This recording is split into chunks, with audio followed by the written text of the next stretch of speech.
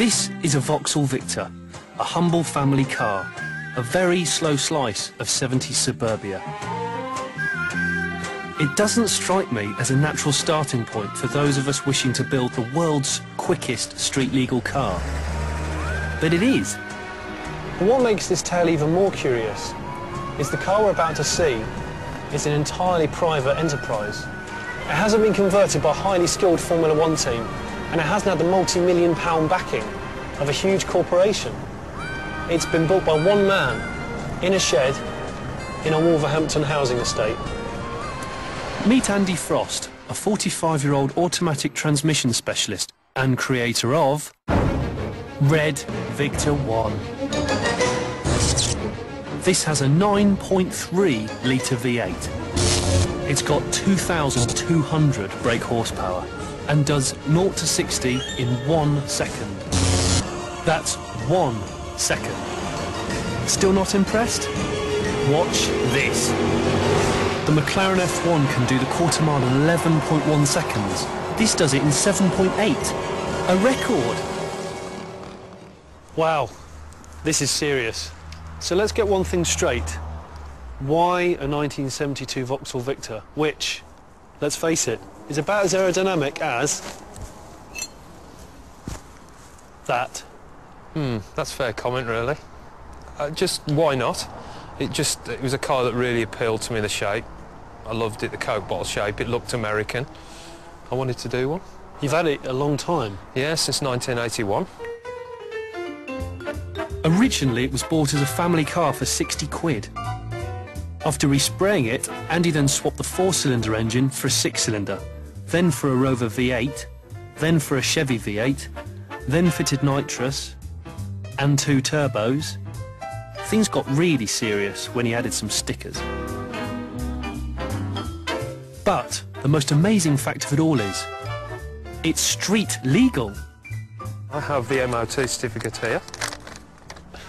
It does indeed, you're not lying. And it's tax exempt. And tax exempt. Pre-1973. So it's all free, which is really good. So, ballpark figure, how much do you think this car owes you? I'd say probably in the region of 100 grand. £100,000, that's quite a lot of money. Yeah, it's over a period of years, but it's pretty good value when you think it is the world's fastest street legal car for 100 grand. Compared to a Bugatti Veyron for £850,000. That is pretty good value. It is quite good value. In an acceleration stakes, the Bugatti Veyron would be just a long, long way back. Toast. Toast, but I wouldn't swap this for a Bugatti Veyron, that's for sure.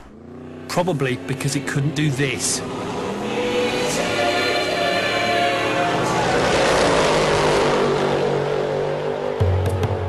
So what makes it so fast? Well, a beautifully crafted engine with 2 enormous turbos certainly help. But this isn't just lots of fast bits slung together. It's 9.3 litres of perfectly tuned V8. Just a millimetre of throttle is enough to break the speed limit. You probably find it's not that easy to get in. Yeah, you're telling me. Luxury's not its fine point. No. If Satan was a car, this would be Satan.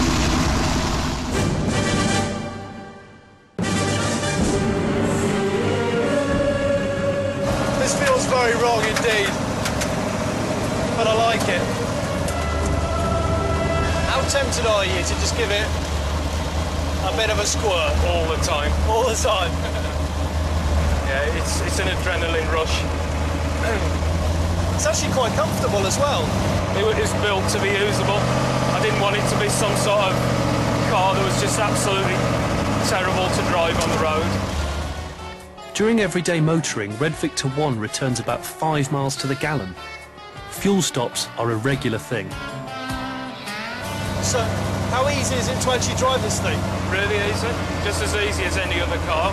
It's just the fact that you have to be aware that you've got 2,000 odd horsepower under your foot if you put it down. Give it a squirt.